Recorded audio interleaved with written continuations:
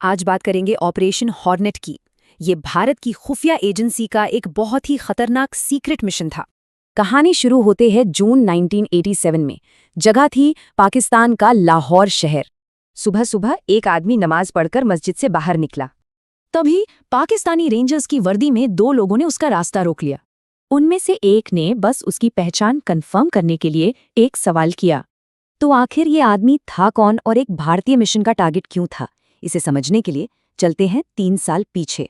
प्रधानमंत्री इंदिरा गांधी की हत्या के बाद रॉ एजेंट संजीव जिंदल को एक बड़े खतरे की भनक लगी। इंटेलिजेंस से पता चला कि लंदन में एक आतंकी नेटवर्क एक्टिव है जिसके तार सीधे आईएसआई से जुड़े थे। इसी नेटवर्क को जड़ से खत्म करने के लिए लॉन्च हुआ ऑपरेशन हॉर्नेट।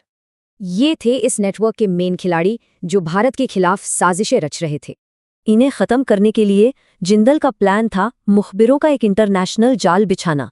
इसके लिए कई लोगों को रिक्रूट किया गया जिनसे मिशन के लिए जरूरी जानकारी मिल सकती थी। और जैसे ही नेटवर्क तैयार हुआ, एक्शन शुरू हो गया। सबसे पहला टारगेट था हरबख्श सिंह, जो एक बड़ा ऑपरेटिव था। उसे इस्लामाबाद के पास एक ट्रक एक्सीडेंट में मारा गया, जो पूरी तरह से प्लान किया गया था। अगला नंबर था नेटवर्क के फाइनेंसर अवतार सेठी का, जिसे सबूत दिखाकर मुखबिर बना लिया गया। सेठी ने भारत में बैठे 27 साथियों के नाम उगल दिए। फिर एक सीक्रेट क्लीन अप ऑपरेशन में इनमें से 18 लोगों को खत्म कर दिया गया। सेठी से मिली जानकारी के आधार पर ही ब्रिटेन ने 6 आईएसआई एजेंटों को देश से निकाल दिया। इसके बाद मेन ऑपरेटिव बीएन संधू भी लंदन में गिरफ्तार हो गया और नेटवर्क की कमर टूट गई। अब सिर्फ एक ही मेन टारगेट बचा था, इस पूरे खेल का मास्टरमाइंड अब्दुल खान।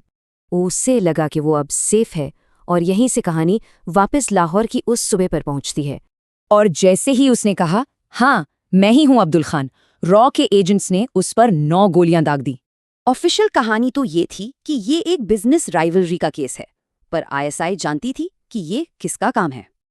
ये ऑपरेशन भारत का जवाब था, दुश्मनों को उनकी ही जमीन पर दिया गया एक खामोश पैगाम।